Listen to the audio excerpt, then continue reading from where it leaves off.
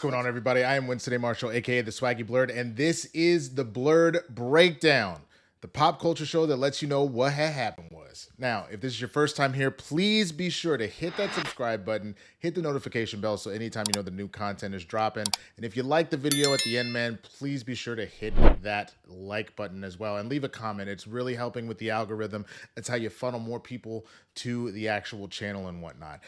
So I'm going to be 100% real with you. I'm a little frustrated right now. It's nothing that you did. It's purely because I already recorded this the first thing this morning only to find out that my file was corrupted. So I've been working this entire time. I'm on my lunch break. I raced back over here to re-record all of this. I'm sure you've heard all of this news already, but it doesn't matter. We're going to talk about it anyway, and I want to know what you think at the end of each story. So the first thing that we're going to jump right into, Ice Cube has announced that Last Friday is in development at Warner Brothers, finally getting some traction. This is from Complex, written by Brad Collis. It says a fourth installment in the Friday franchise is finally in the works at Warner Brothers. Ice Cube announced the news in a recent interview on Flavor Flav's Sirius XM show, Flavor of the Week. Finally got some traction with Warner Brothers, Cube explained. They have new leadership. My man Mike DeLuca, who used to be at New Line Cinema when I first started, when I did the first Friday and Players Club and All About the Benjamins, Mike DeLuca was there, so now he's running Warner Brothers.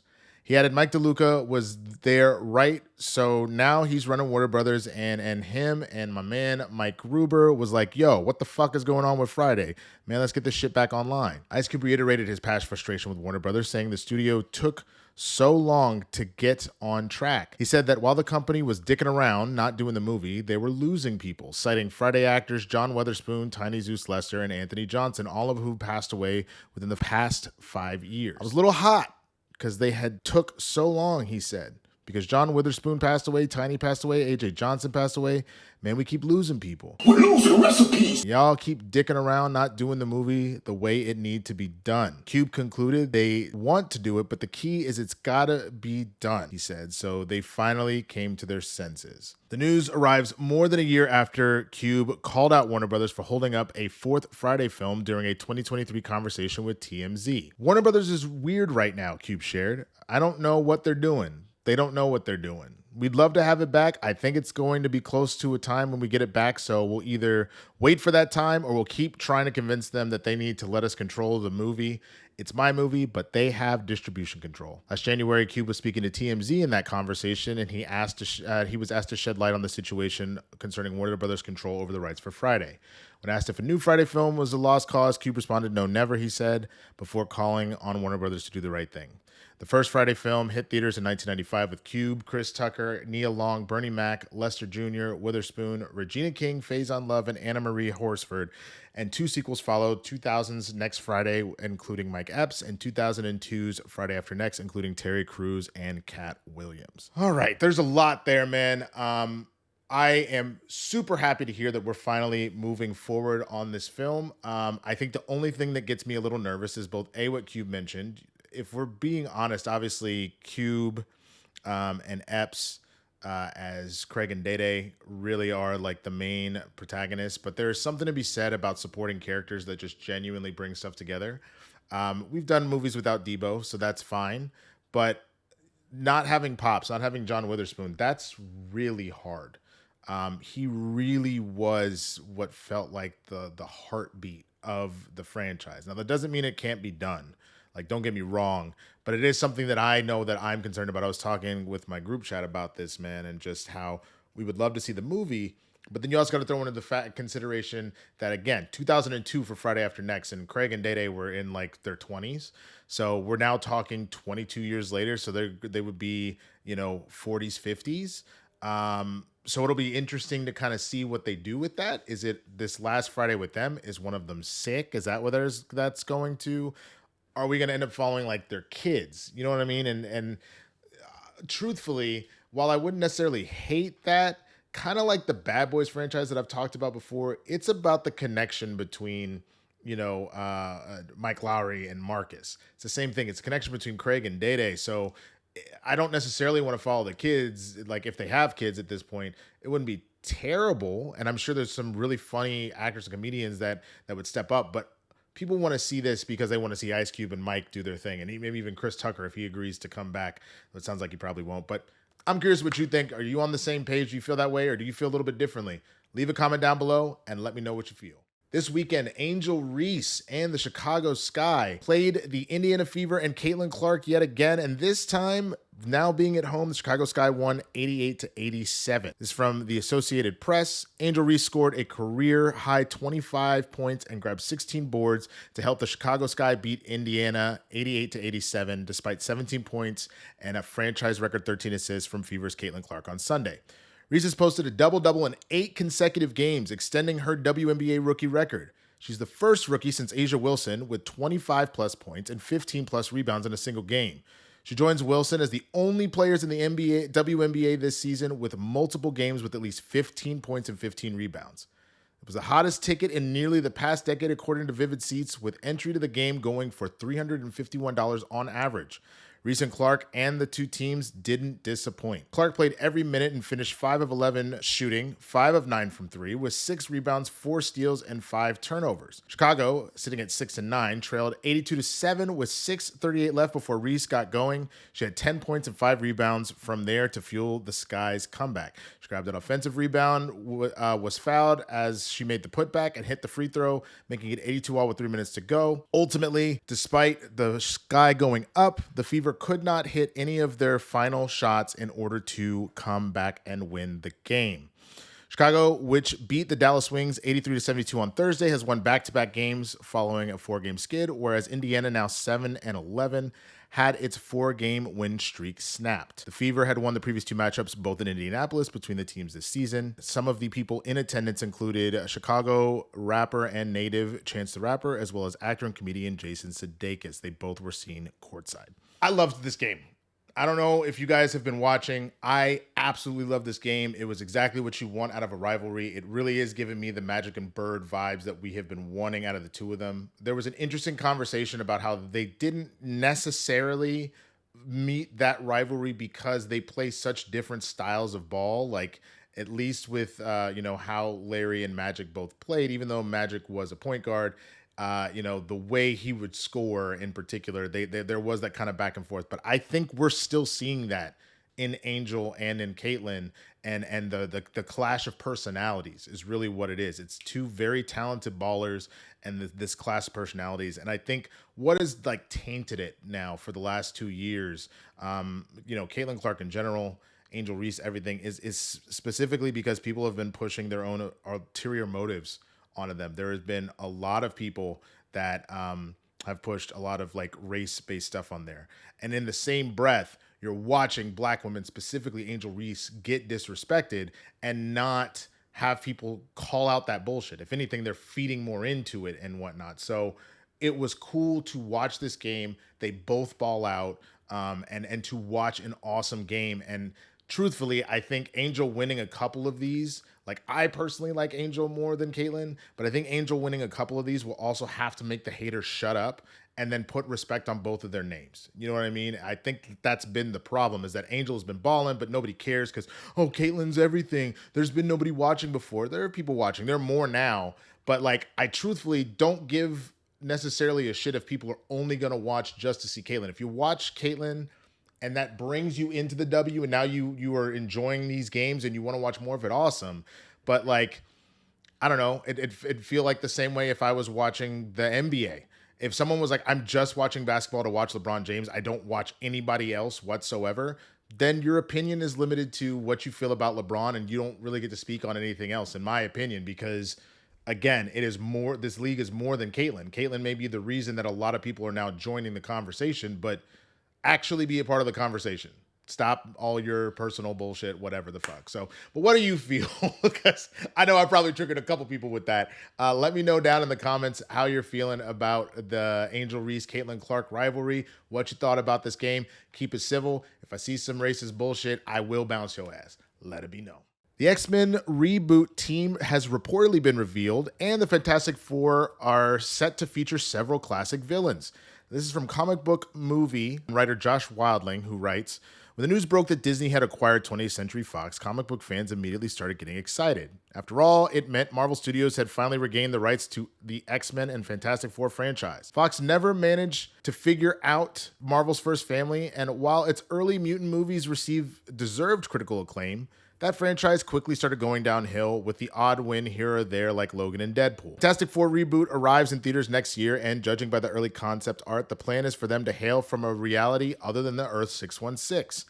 It's a surprising move by Marvel Studios, though we'd imagine Secret Wars will make it so that they're eventually a permanent part of Earth 616. Well, time will tell on that front. Scooper Daniel Rickman shared some exciting new details about the movie today. While we know the team is going to clash with Galactus and Shia LaBeouf version of Silver Surfer, he claims the Fantastic Four will feature multiple villains from the comics in small roles. It sounds like the idea is for them to appear in the first act, presumably meaning we'll see the heroes protecting their Earth from all manners of threats before they rocket into outer space.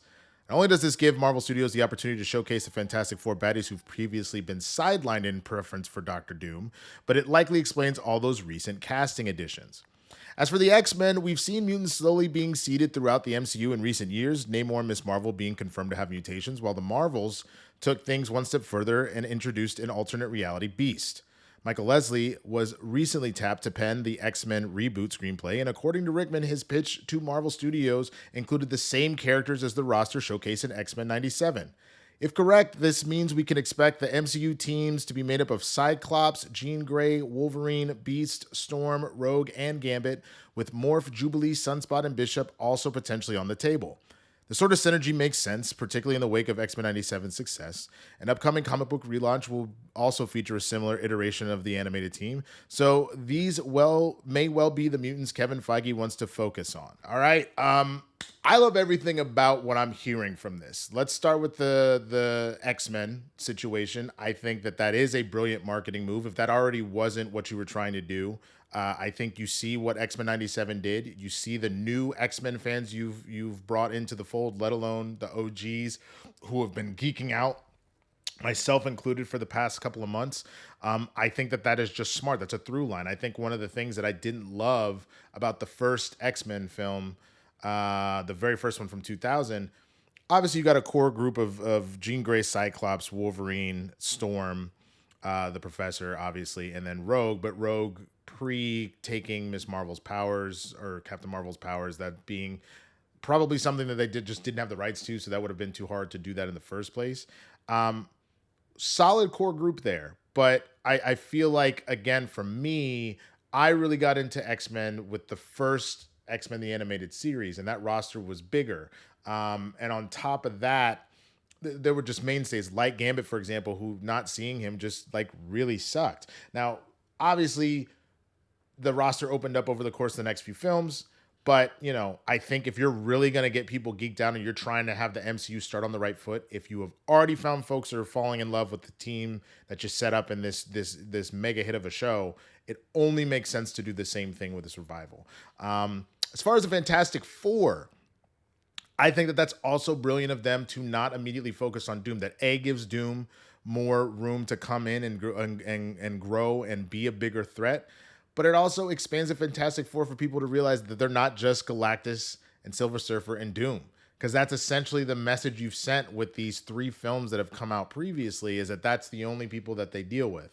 And I also think it was smart too. We've talked about this over on Capes and Cows on the Christian Harloff channel, that by having a situation set up where they're not on the Earth that we're on, it actually makes more sense to me, if not that, if they were lost in time, something like that, because why weren't you around when Thanos was snapping out the universe? You know what I'm saying? Why, when the T'Chari invaded, we didn't see a Baxter building in the first place, but why weren't you out there helping the Avengers try and stop what is clearly an alien invasion? Like, that just helps alleviate a lot of the stuff that's going on, if you give us a reason as to why they're here now versus why they weren't here back then. So that's just my thoughts on it. I would love to know your take. What do you think about both these news, about the X-Men team that's coming in and the villains coming into the Fantastic Four? Let me know in the comments. Fantastic Four star Ebon Moss-Bachrach reveals unexpected way he's been preparing to play the Thing. Also from Josh Wilding at Comic Book Movie News. Marvel Studios' The Fantastic Four is gearing up to begin shooting any week now, and we're hoping that they get this right and finally do right by Marvel's first family. 20th Century Fox dropped the ball 3 times, but a compelling sign that the heroes are finally being taken seriously is what's shaping up to be one of the MCU's best casts to date. Andor and the B-star Ebon Moss-Bachrach is playing Ben Grimm / The Thing, a role which will largely rely on motion capture. As you might expect, there's not much the actor can say about the role right now, but he did share some tongue-in-cheek details about his preparation during a recent interview. I'm playing Ben Grimm, who becomes the Thing, who is a man encased in rocks. So yeah, I don't know.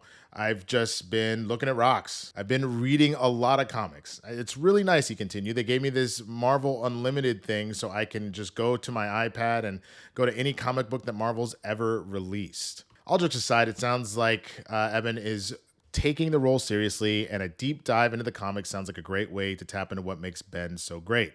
The expectation among fans is that the Thing will go down alongside Thanos and the Hulk as one of the all-time great mocap characters, so the pressure is on. I found out in the beginning of August, the actor previously said, of being cast in the Fantastic Four. I was taking a walk in the city. This was in the middle of the writer's strike, and I got a call from my agent. I wasn't thinking about work at all. They said, they asked you to play the Thing. I was so shocked. I don't think it's the suit. Michael Chiklis wore a suit. Apparently the suit was really uncomfortable, he explained. We're past that, I think. It's a little cosplay and amateur now with the technology. It's mostly performance capture. So I really love Ebon Moss-Bachrach. I mess up his name so poorly. I'm very sorry, dude. I just call him Cousin from The Bear, honestly, because that's a little easier for me to remember. But I loved his casting, and I love this kind of humor. That's kind of what you need from Ben. Ben is the heart and soul of the Fantastic Four, in my opinion. I was never a huge Fantastic Four fan, loved the Human Torch, but I do love anytime I've read Marvel comics and Ben Grimm is involved. He really is, he's loyal to a fault. He fights for his friends and for his family, but he really is just a big old softie. There's a lot of just like love and care in there, and so I love what Ebon is going to bring to the role. He's made it very clear, and that kind of dry humor is exactly what you need for Ben essentially having to headbutt with the Human Torch all the time with the back and forth. So I love everything about this, and I love that he's taking such levity to the situation. Also interesting, I mean, we always knew it in the first place, like things were still moving, but they weren't moving. So there were no auditions going on, and there were no actual taping going on, but it's clear that they had already been in the process of doing those auditions, so they were able to kind of finalize what they wanted to do while the strike was going out there, was happening. So, but that to me was the most interesting thing to hear. All that being said, what do y'all think, man? Are you excited about Ebon playing Ben Grimm? Do you like his idea of staring at rocks to figure out how to be the Thing? Let me know in the comments. Superman set photos reveal first full look at the Man of Steel suit and trunks and Eddie Gathigi's Mr. Terrific. Also, Josh Wildling, we've been waiting on these all day, but the first photos of David Corenswet's suit up as DCU's Man of Tomorrow and Superman has finally been revealed. An official photo of the actor in costume drew a mixed response from fans. However, we see here that it's a far more colorful than the shot had led on, and very much what you'd expect from a classic take on the iconic superhero. It does look a little loose on Corenswet if we're being hypercritical, though that's likely because he was filming action scenes. It's pretty common for actors to wear roomier suits on set. Chris Evans did all the time as Captain America, with VFX typically used during post-production to tidy them up a little bit. Of course, the biggest talking points here will be the trunks. First photo confirmed that Superman would have them, and now that they're revealed, the verdict is a big thumbs up. As for Mr. Terrific, played by Eddie Gathigi, he looks like he just stepped straight from the pages of the comics. It's a shockingly accurate take on the hero that not only confirms his suit works well on screen, but suggests James Gunn plans to adhere closely to the source material in Superman and beyond. And then here are the photos. All right, man. Again, I am very impressed with what Gunn's doing. I've loved who he's cast in every role, but I think that's the thing. I think anybody that was out here in these streets thinking that James Gunn doesn't know what he's doing, he absolutely knows what he's doing. And to see that Mr. Terrific outfit, I think, is a great example. The set photos that we've seen is another great example of how Metropolis is coming together and what it looks like. He clearly has a tone and a vibe, and he's really plotted this out and thought about it and knows what he's doing. he's great at world building. That's exactly what James Gunn does. And now you're not asking him to just world build, you're asking him to universe build. And that's incredible. I cannot wait to see how this turns out, but I want to know what you think. Do you feel the same way? Do you think that James Gunn is cooking, or, it's not really something, it's not really your flavor that's coming out? Let me know in the comments. And that, ladies and gentlemen, is the Blerd Breakdown for today. Again, I'm very sorry this came out so late. Filmed it, was going to try and edit it, and unfortunately the file was corrupted. So here I am. I had to wait until I could take my lunch break so I could come and re-record this, and then from there, I'll get this out as soon as I possibly can. If you aren't already, I've said this once before, please subscribe to the channel, hit the notification bell so you know when stuff comes off, and definitely hit a like on this video if you enjoyed it. And leave a comment, any of the stories that really interest you, because again, I want to have that back and forth with you. I want to talk and communicate and know more about the stories that you want to see. On top of that, I've been doing my Blerd Breakdown on Fridays, a new thing called the Friday Funnies, kind of how that's going off, me going through all the shit on the internet and, chopping it up and talking about it and having, initial reactions. I do appreciate people that have been sending me stuff already. That's absolutely amazing. I'm going to figure out what to do. I'll put a tweet out. I have been overloaded with the amount of notifications. Please don't tag me in every single thing. I'm going to find a way to funnel this so that you can send me that information. I might come up with like an email or a Google Doc or something that you could just drop stuff in. I'll figure it out because yeah, I cannot get 50 Twitter notifications in 2 hours. That's a lot. There are some people that are doing it more than others, and I appreciate you, but it's a lot. So we gotta reel it in just a little bit, because sometimes I've also seen the stuff. That's the other thing. All right, that should do it. Thank you so much. Be sure to check out all the other reviews and stuff I got going on the channel, and I will be back here and see you again tomorrow. Peace.